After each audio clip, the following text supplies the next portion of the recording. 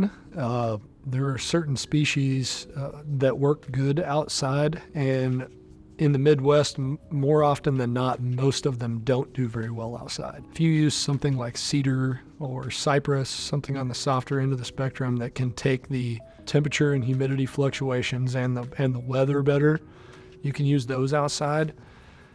In the Midwest, we have such extreme temperature fluctuations. We have extreme heat and humidity in the summer, extreme cold in the winter. So I wouldn't recommend putting like a walnut or a maple table outside. But there are certain species that do better outside. Teak is a really good one. That's something that we would have to import. We've built outdoor teak picnic table before, and it's held up really well. I'm sure there are a handful of Brazilian woods, exotic woods that do really good outside.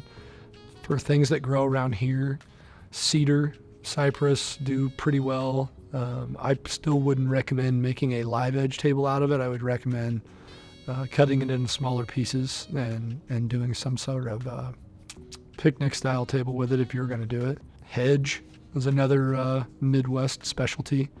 Osage orange is the official name for it. It's incredibly durable and incredibly rot resistant, but around here I would highly recommend not putting your table outside exposed to the elements, especially the sunlight. Yeah, we've made those. We've made several of those where they're in a covered, screened-in patio. Sometimes they're climate-controlled and sometimes they're not. We just, usually if it's a non-climate-controlled environment, we put a disclaimer on there that says, this is probably not the best idea, or maybe move it inside during certain seasons, and then you can move it outside during others. We've had that request several times. Usually we try to steer them away from using certain species.